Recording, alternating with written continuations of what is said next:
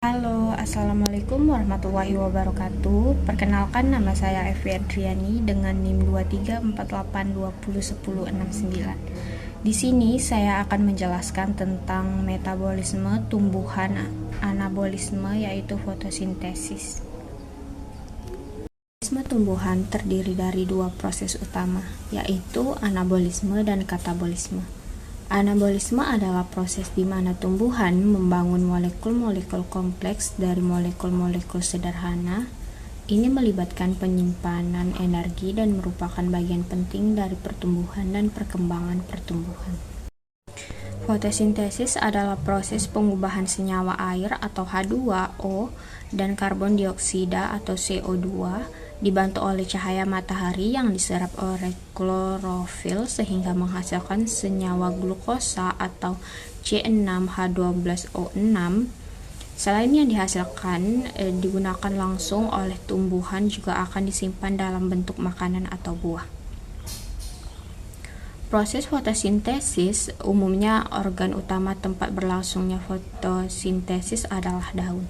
Namun, semua sel yang memiliki kloroplas berpotensi untuk melangsungkan reaksi ini.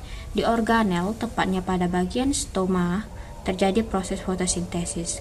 Hasil fotosintesis disebut fotosintat atau biasa dikirim ke jaringan-jaringan terdekat terlebih dahulu.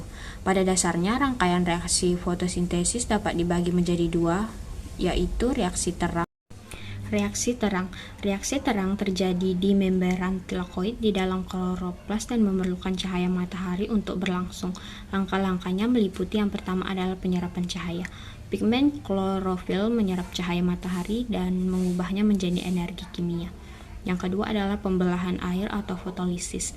Energi dari cahaya matahari digunakan untuk membelah molekul air menjadi oksigen, proton, dan elektron. Yang ketiga adalah transport elektron. Elektron yang dilepaskan dari air bergerak melalui rantai transport elektron menghasilkan ATP atau adesonin trifosfat dan NADPH. Yang keempat adalah produksi ATP dan NADPH.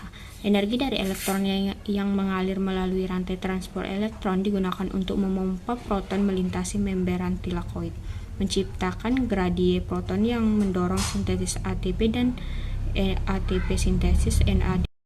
Reaksi gelap atau siklus Kelvin. Reaksi gelap terjadi di stoma kloroplas dan tidak memerlukan cahaya secara langsung, tetapi menggunakan ATP dan NADPH yang dihasilkan dari reaksi terang. Tahap-tahapnya meliputi yang pertama adalah fiksasi karbon.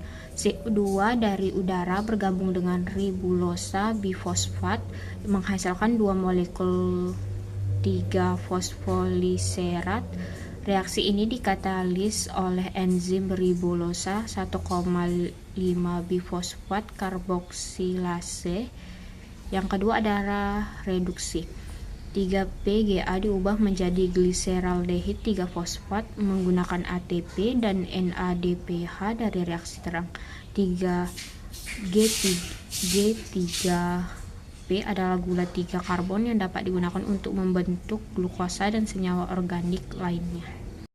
Yang ketiga adalah regenerasi RUBP. Sebagian dari G3P digunakan untuk meregenerasi RUBP, memungkinkan siklus untuk berlanjut.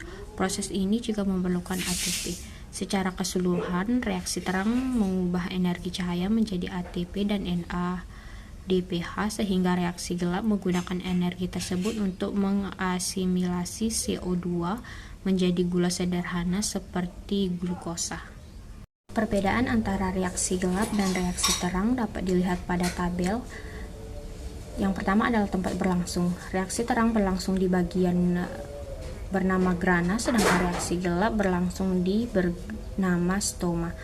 Sumber energinya, reaksi terang didapatkan dari cahaya matahari atau matahari, sedangkan reaksi gelap ATP dan NADPH2 dari reaksi terang atau tidak menggunakan matahari. Proses yang terjadi, reaksi terang terjadi fotolisis, pemecahan H2O menggunakan energi cahaya menjadi ion hidrogen dan molekul air. Sedangkan reaksi gelap, proses yang terjadi adalah fiksasi atau pengikatan CO2, penyusunan atau pengkombinasian hidrogen dengan karbon dioksida. membentuk gula.